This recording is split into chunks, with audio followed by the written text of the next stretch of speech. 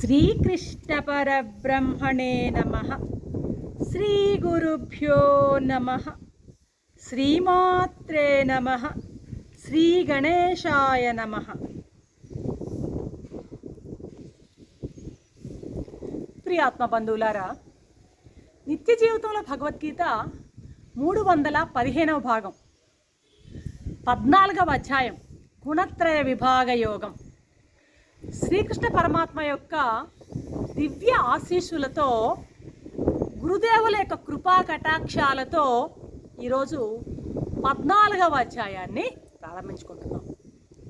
ఈ అధ్యాయం మామూలుగా భగవద్గీతలో ఉన్నటువంటి చిన్న అధ్యాయాల్లో ఒకటి.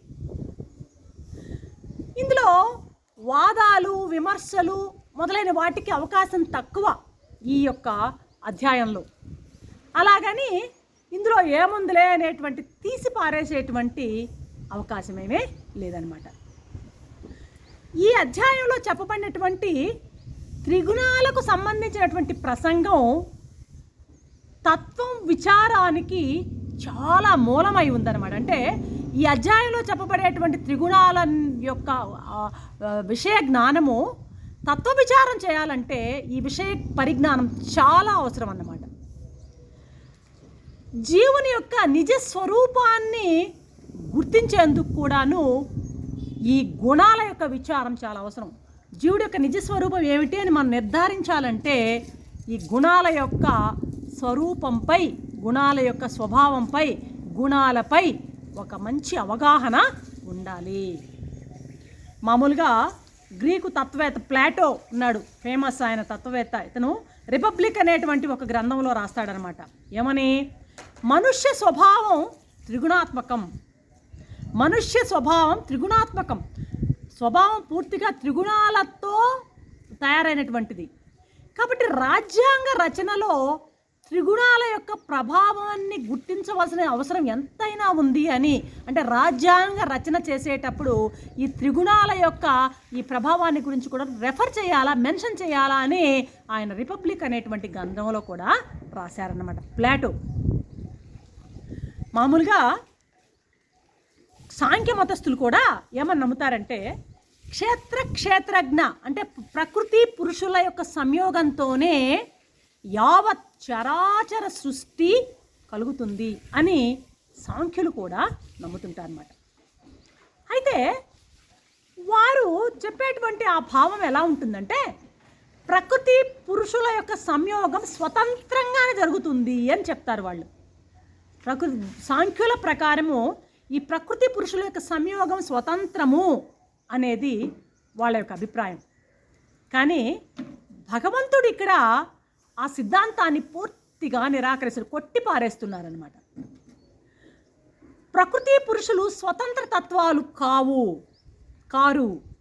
వీరు ఈశ్వరాధీనులు. ఈశ్వరుని యొక్క అధీనంలో వీరు ఉంటారు. ప్రకృతి పురుషుడు ఉంటారు.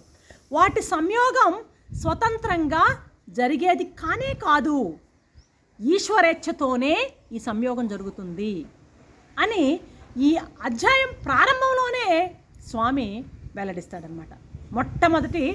మొదటి శ్లోకంలోనే చెప్తున్నాడు ఈ విషయం. ఏంటంటే ప్రకృతి పురుషులు స్వతంత్ర తత్వాలు కావు, ఇవి ఈశ్వరాధీనాలు, వీటి సంయోగం స్వతంత్రంగా జరగదు, ఈశ్వరేచ్ఛతోనే జరుగుతుంది అన్న విషయాన్ని మొట్టమొదటి శ్లోకంలోనే ప్రతిపాదిస్తున్నాడు శ్రీకృష్ణ భగవానుడు. ఏమంటున్నాడు మొదటి శ్లోకంలో? పరంభూయ ప్రవక్ష్యామి జ్ఞానానాం జ్ఞానముత్తమం యత్ జ్ఞానాత్వా మనయ సర్వే పరాం సిద్ధి మతో గతః అంటాడు. అంటే షడ్గుణైశ్వర్య సంపన్నుడైనటువంటి శ్రీకృష్ణ భగవానుడు అర్జునునితో ఇలా చెప్తున్నాడు మొదటి శ్లోకంలో. ఈ అధ్యాయం మొదటి శ్లోకంలో ఏమంటున్నాడు? అర్జున విను, జ్ఞానాలలో శ్రేష్టమైన జ్ఞానాన్ని, ఏం చెప్తున్నాడు? జ్ఞానాలలో శ్రేష్టమైన జ్ఞానాన్ని, జ్ఞానాలలో ఉత్తమమైనటువంటి జ్ఞానాన్ని నీకు మరలా ప్రబోధిస్తున్నాను అంటున్నాడు. ఇంకా ఏం చెప్తున్నాడు?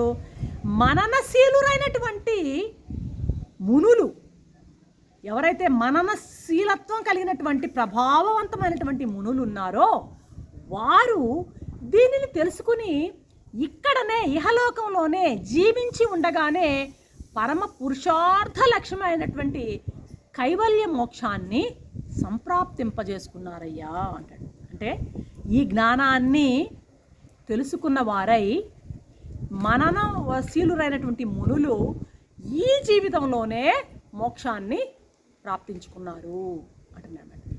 ఇక్కడ చూడండి ఒక టెక్నిక్. శ్రోతలకు ఆసక్తి కలిగించేందుకై చెప్పబోయేటువంటి విషయంపై ఇంట్రెస్ట్ని బాగా ఆ యొక్క విషయంలో ప్రవృత్తిని ఇంట్రెస్ట్ని కలగజేసేందుకు ప్రారంభంలో 2 శ్లోకాల ద్వారా జ్ఞాన మహిమని స్వామి చెప్తున్నాడు. చూడండి, రాబోయేటువంటి టాపిక్ మీద బాగా ఇంట్రెస్ట్ని కలిగించడం కొరకు మొదటి 2 శ్లోకాల్లోనే ఈ యొక్క జ్ఞానం యొక్క మహిమని ప్రశంసిస్తున్నాడు కృష్ణ పరమాత్మ.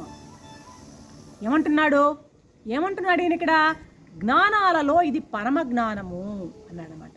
ఇక్కడ చూడండి, జ్ఞానాలు అని బహువచనాన్ని వాడాడు. మరి జ్ఞానాలు అంటే ఏంటి? బహువచనం ఎందుకు వాడబడింది ఇక్కడ? లోకంలో శాస్త్రాల్లో రకరకాలైన జ్ఞానాలు ఉన్నాయి, రకరకాల విషయాల గురించినటువంటి జ్ఞానాలు ఉన్నాయి అనేటువంటి అభిప్రాయం చెప్పడం కోసమే జ్ఞానాలు అని చెప్పబడింది.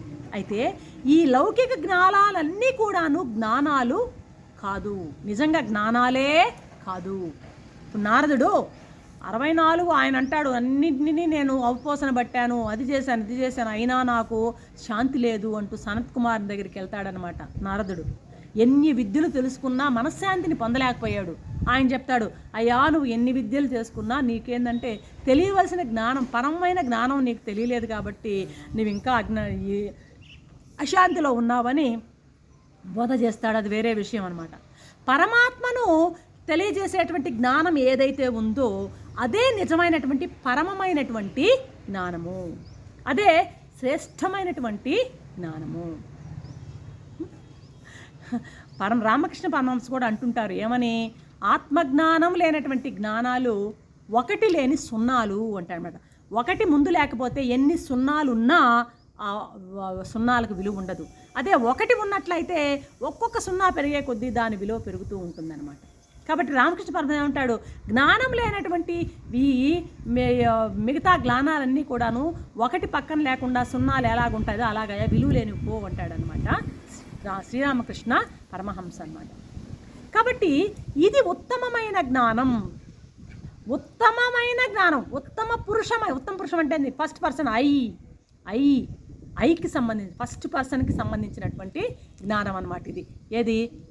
ఈ చెప్పబడేటువంటి ఈ జ్ఞానం. అర్థమవుతుందా? కాబట్టి ఇది ఉత్తమమైన జ్ఞానము అంటున్నాడు.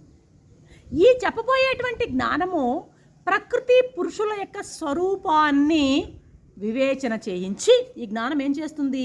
ప్రకృతి స్వరూపం ఏంటి, పురుషుని యొక్క స్వరూపం ఏంటి, ఆ ప్రకృతి స్వరూపాలను వివేచన తెలియజేసి పురుషుని యొక్క యథార్థ స్వరూపాన్ని తెలియబరిచి, ప్రకృతి పురుషుల యొక్క యథార్థ స్వరూపాన్ని వివేచించి పురుషుని యొక్క యథార్థ స్వరూపాన్ని ఎరుకపరచి ఈ ప్రకృతి బంధం నుండి ఆ పురుషుణ్ణి ఎలా విముక్తి చేయగలిగేటువంటి శక్తి ఈ జ్ఞానానికి ఉంది.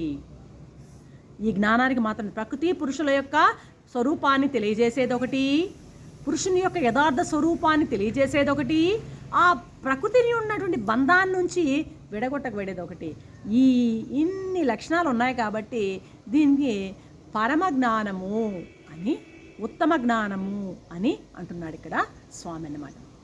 ఇక్కడ 2 విశేషణాలు వాడాడు ఈ శ్లోకంలో స్వామి. ఏంటి ఆ 2 విశేషణాలు? ఒకటి, జ్ఞానాలలో ఇది పరమ జ్ఞానము అన్నాడు. ఏమన్నాడు? పరమాత్మ విషయం కాబట్టి ఇది పరమజ్ఞానం, పరమాత్మను సంబంధించినటువంటి ఆ జ్ఞానం కాబట్టి ఇది పరమజ్ఞానము, ఇది ఒక విశేషణం. అదేవిధంగా ఉత్తమ ఫలాలను ప్రత్యక్షము అయినటువంటి ఫలసిద్ధినిస్తుంది కాబట్టి ఇది ఉత్తమ జ్ఞానము. కాబట్టి ఇది పరమజ్ఞానము, ఉత్తమ జ్ఞానము అనేటువంటి 2 విశేషణాలతో ఇక్కడ జ్ఞానం యొక్క మహిమను స్వామి ఈ శ్లోకంలో తెలియజేస్తున్నాడు. రేపటి ఎపిసోడ్లో మరొక అంశంతో మీ ముందుంటాను.